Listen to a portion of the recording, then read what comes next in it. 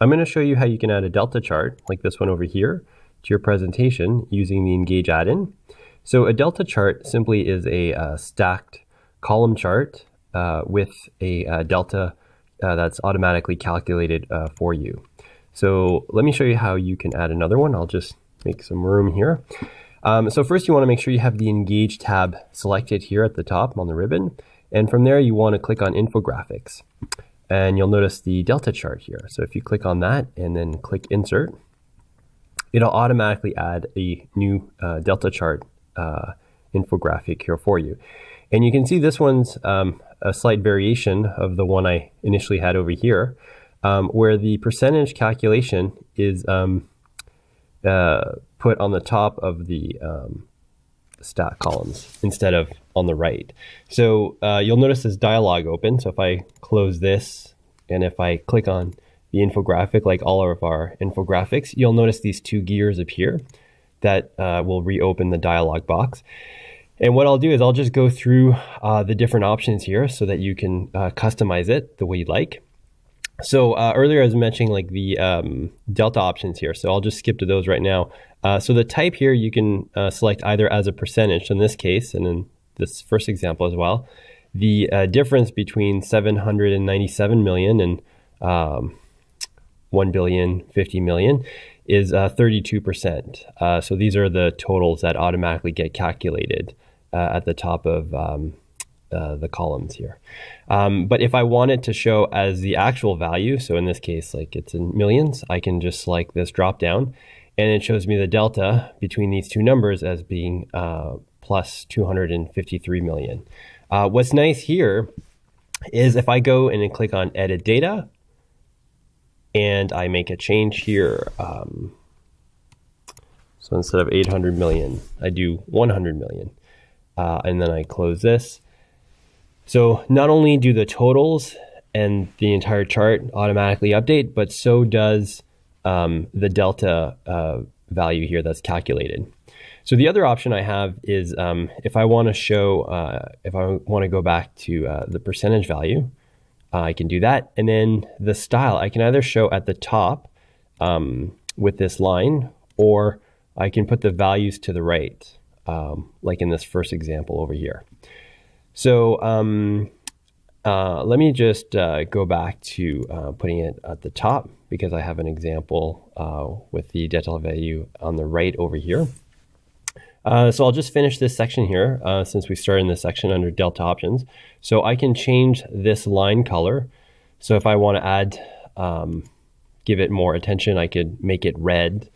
I can change the delta font as well. So I can change that color as well. I could make it bigger or smaller. I can change the font size. And then finally I can change the line thickness. I could make it thicker or thinner as I wish. So there's also an option here, show border. So if I click on that, it'll add a border here around the delta value. And then I can also adjust the padding. So that's simply the distance between the line and the other objects. So what I'll do is I'll just go back to a padding of 5 just so I have a bit of breathing room here. And those are the delta options. Now for the other options, I can choose to show the interior values. So these values here in the stacked column. So I'll click that. And then of course I can change the interior font as well. So I can change the color. Depending on the colors you choose, I can maybe go with a lighter color just to add more contrast, or I can also increase the size of the interior values as well. And I mentioned also, this is a really nice feature where the system automatically calculates the totals here and puts them at the top for you. So if you don't want that, you can turn that off. But that is a nice feature to have. So I'll turn that back on. And of course, I can change the font of this as well. I can make it bigger, smaller, and change the color as well. Finally, for this section, I can adjust the bar width and the bar padding. So the bar width is the width of the bar. So here, if I wanted to make them smaller, I could do that. And then if I wanted to add more padding, so more space between these two bars, I can increase that as well. So that's what that looks like. And then finally here under this section, series colors, I can change the colors. So if I want to make ETFs green, I can do that. And if I want to make mutual funds gray, I can do that as well. So I have the option. And then finally, these other options, I can show the x-axis or not. So if I turn that off, the years here at the bottom will disappear.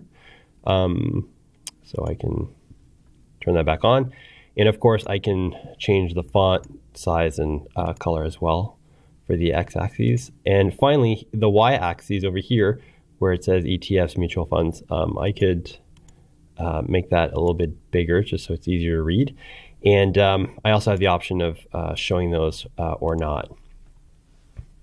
So the last thing I'll mention is the data structure. So if you click on Edit Data, like all of our infographics, it opens an Excel embedded worksheet. And so if I change the values here, it automatically changes there. And what I should mention is if you want to add more columns or more rows, you can simply add as many columns or rows as you need, as long as you respect the data structure over here. And so I can maybe put count, just make that up. And so if I close this, it'll automatically recalculate and it'll add a third column as well. So that is Delta chart.